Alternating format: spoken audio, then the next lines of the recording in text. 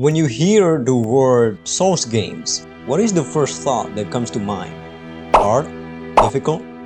Get good? Whenever there's a hard video game that comes around, anything that is remotely hard, the Dark Souls of something it is. With games such as Sekiro and Elden Ring that had won the Game of the Year award, I feel that this genre has truly gone mainstream. And when something goes mainstream, that means a lot of people will try it, and of course, sometimes they just don't get why it's fun, but most of all, some are scared to even try it. On this video, I wanted to discuss the latter and perhaps also convince you to not get scared of trying it. Basically, for people that wanted to jump to this glorious world that is Dark Souls or Hidetaka Miyazaki's fiction, but too intimidated to even try.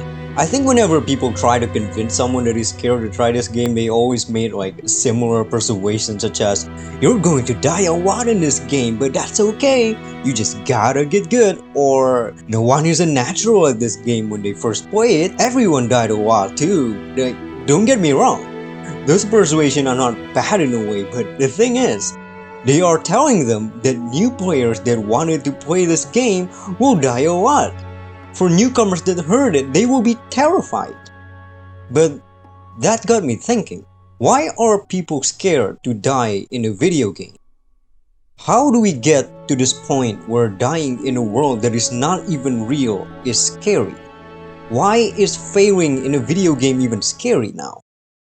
The simple answer is our familiarity with games these days. Video games have changed from the days of Pac-Man to Grand Theft Auto, but of course, the popularity of video games obviously surged in the current era, meaning more games like GTA and less like Pac-Man. Assassin's Creed, Batman, Ghost of Tsushima, God of War, and many more. Our subconscious is being told by the industry that the definition of a video game is playing in another world as a badass. Take Red Dead Redemption 2 for example. You're taking the role of an outlaw Arthur Morgan. This man is a monster, beating a folk twice his size, slowing down time as if he's playing Fallout, slaughtering a town like it's nothing. So when you're taking the role of Arthur Morgan himself and you got Arthur killed, that ain't Arthur's fault. He's a flippin' badass, that's the player's fault. Just like what Video Game Donkey said in one of his videos. The game aims your gun for you, rides your horse for you, literally plays itself for you.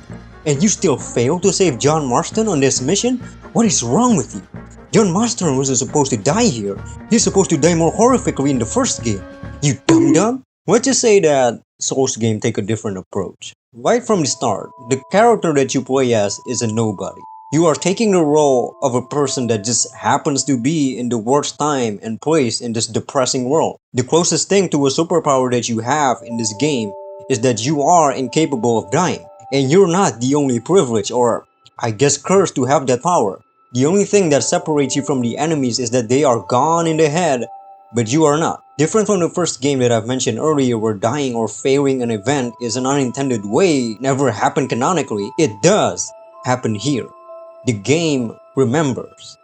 When you die, you lose your money, you return to the checkpoint, and all the enemies are revived. But tell me this, what do you really lose? Okay, you do lose a bit of progress of distance on which you walk from the checkpoint, but other than that, what do you really lose? The money that you've lost? You can get it back, and since the enemies are revived, you can make more. Your items are still in your inventory, weapons and armor, they're still there. You didn't lose the level, you don't really lose anything. You have the most terrifying power. You think the bosses in the game are scary? Nope, they fear you.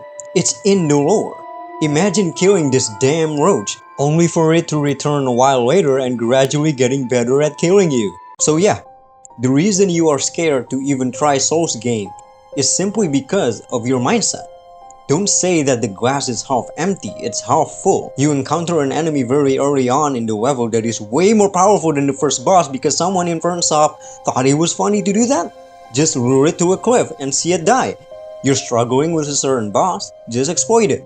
And don't worry, I'm sure that every single boss in any Souls games, even Dark Souls 3, which is known for having the least amount of branching paths compared to the other titles, can be exploited easily. Or if you don't want to exploit anything, good old pal Get Good is by your side. Also, you don't need to finish the game as quickly as possible, just try it at your own pace. Apparently Steam said that I finished Dark Souls 3 in approximately 30 hours, but I obviously didn't finish it in one go. It took me an entire year. No need to rush. Hidetaka Miyazaki made his games difficult because it's all about overcoming hardship. Miyazaki wants to tell you that even though the bosses and enemies have all these anime powers, you are more terrifying than them. The power of retrying repeatedly with very little to lose is terrifying.